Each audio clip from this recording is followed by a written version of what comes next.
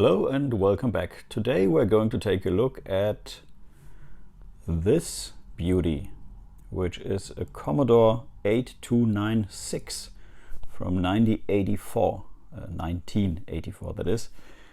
And yeah, it looks like a Porsche. In German we say Porsche because we pronounce the E. And it pretty much is, because it's actually a Porsche designed case. And what this is probably the best Commodore PET you can get. And yeah, we dig into this today. This video is kindly sponsored by PCBWay. Thank you, PCBWay.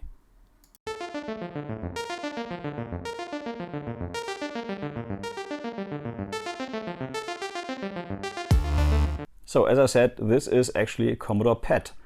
And yeah, it looks very different from all the other PETs, which are a bit more, let's say, edgy.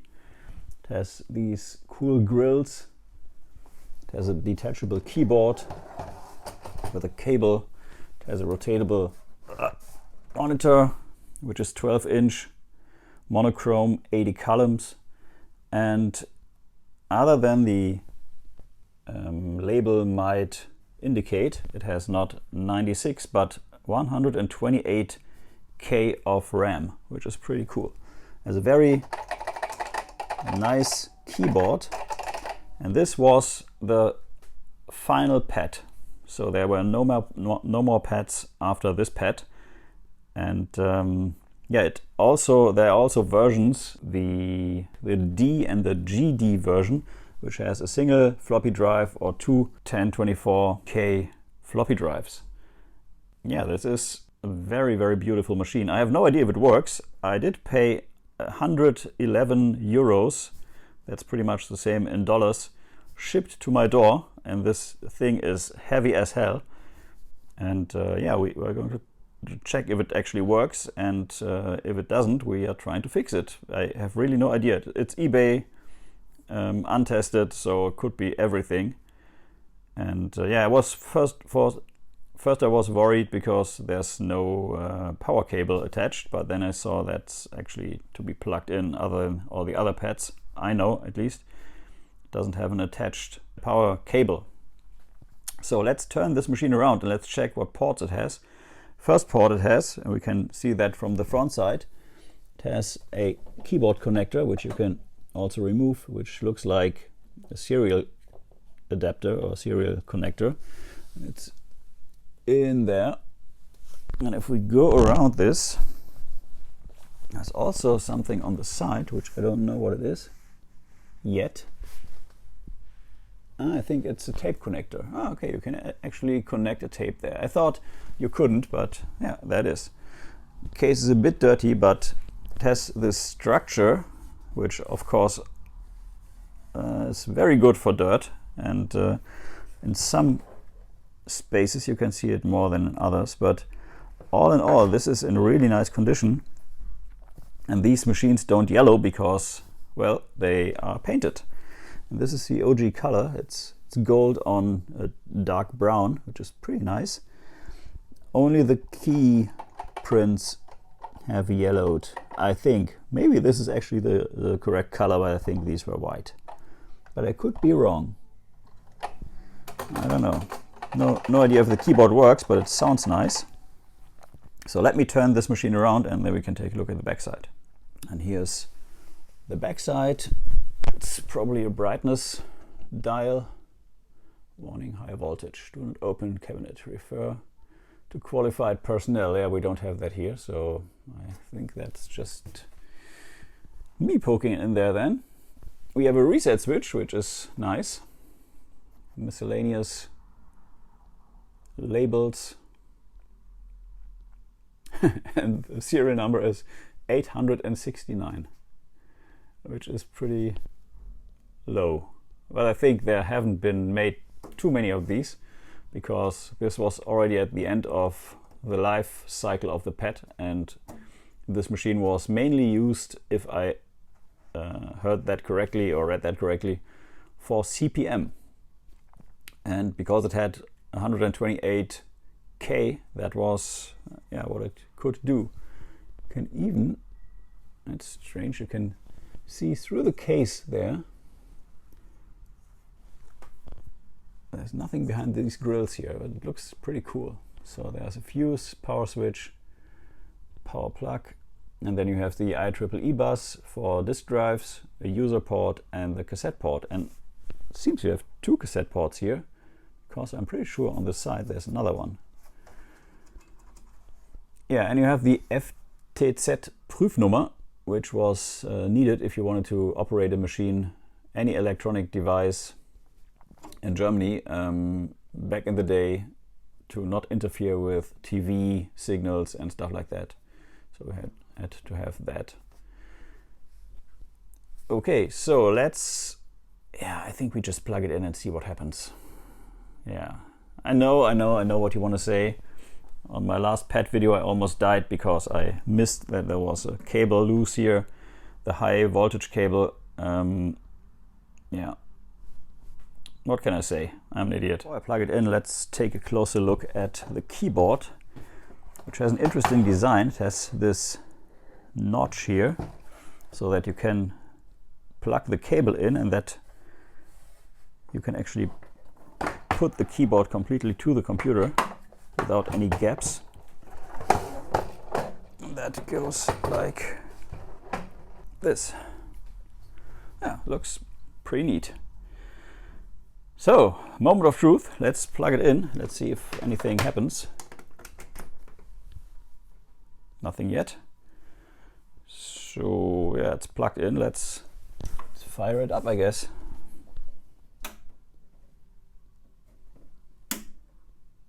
Oh, I think it's already powered on. No high voltage, nothing. Yeah, I guess she's dead, and that looks like a dead PSU because there's really nothing going on here. Okay. So, time to open it up. Let's quickly take a moment to thank the sponsor of today's video, PCBWay.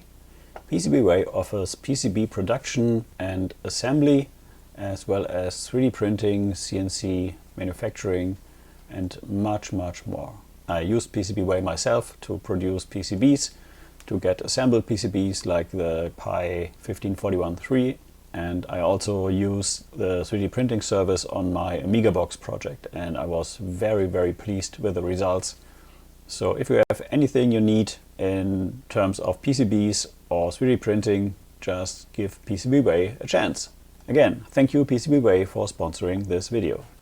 Okay, switched cameras to overhead. So to actually get this monitor off, there are no screws, you just have to break its neck. So just imagine you try to break someone's neck, so you grab this and you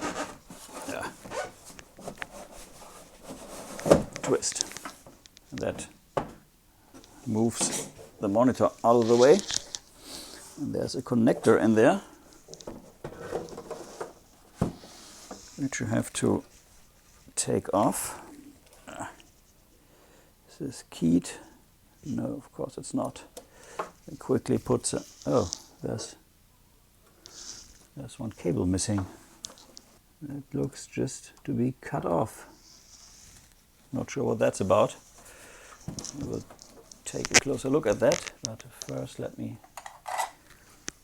mark this. We can put the monitor to the side. That's how this looks from the underside. It's just this snap-on mechanism. Hope the monitor is good. Wow, that's pretty dirty, but it's much lighter now, so that's a plus. Ooh, I can see some really beefy caps in there. You can clearly see where there's loose dust, and that dust that's settled into the case, which I have to get out with a brush or something. And I assume that there's actually room for the disk drives behind this plastic here. Okay, so how do we get that open? I assume we have to take out some screws, but on the other hand, I don't see any.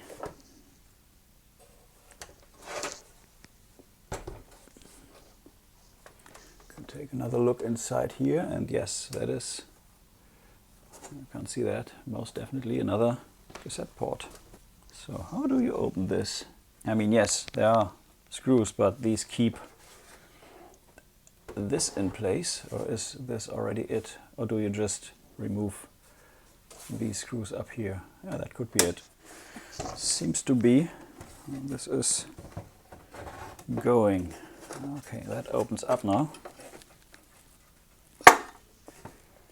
Ah, okay. So we have the classic PET pop-up top.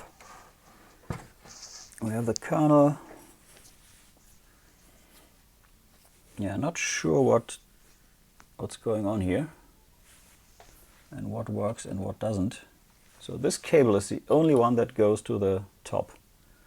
So all the high voltages must be derived from here. There's a speaker. Seems like this is a whole PSU. You can clearly see the second tape port. Oh, there's even this right here to prop that up. The hood. Nice. There really isn't much to see here, to be honest. I mean, there's 3 wires coming out of here, 3 wires coming out of here, and that is pretty much it. There's the main CPU. 6522 is, I think, kind of the CIA on the C64. All the other chips, I have no idea. That's a bit of glue logic here. Here's the memory. Yeah, so I'm not sure what to make of this. I mean, the whole power supply is just this. And can that really fail? So I think I need a bit of documentation for this, because I'm at a loss here. Okay, so I did get the schematics for the machine. This connector here is the video connector. And we get AC voltage in here.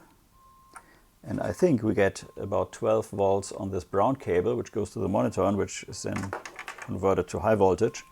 So what I want to test now is if we can actually see some activity on the CPU. So if the machine is running and it's just the monitor, which is not giving an image, or if we have bigger problems.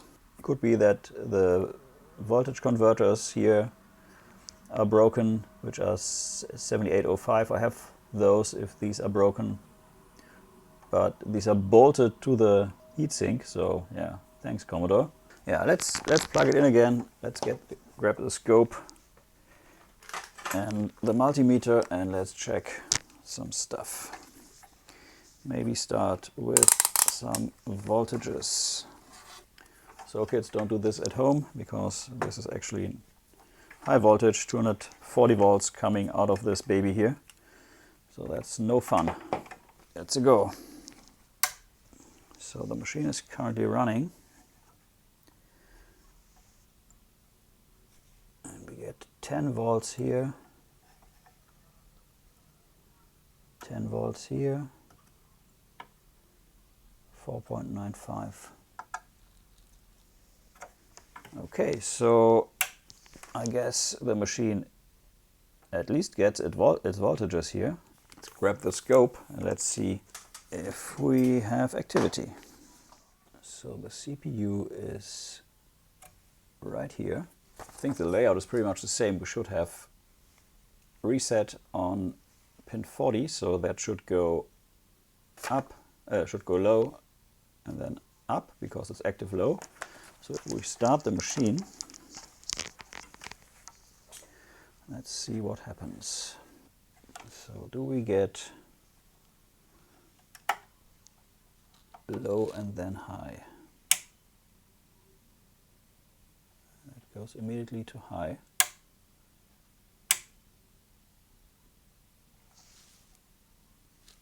So it comes out of reset, and then we should have, yeah, there's our clock. And do we have activity on the data lines?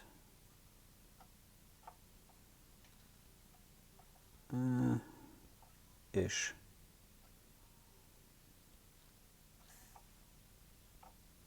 So there is something.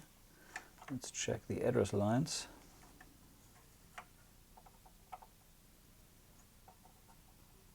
Yeah, there's nothing. Oh, there's. So maybe the pinout is a bit different to the 6510. VCC should be pin 6, so maybe that is the same. Let me check that. 3, 4, 5, 6. Yeah, we have 5 volts. Okay, so theoretically, this machine is running. Not sure if it's running well, but there's activity. There's a clock and there's stuff happening on the address bus and the data bus. So for now I just put the machine back together. Still doesn't work, but I did clean the machine, at least this part here, and you can maybe see the color difference. I have to read up on this, and if I did that, then we will go and actually fix it. So thanks for watching, and I hope you liked this little video about the Commodore 8296 in a Porsche Design case. Thanks again to PCBWay for sponsoring this video. If you need any PCBs, pre-assembled PCBs or 3D printing, please use the link in the description below.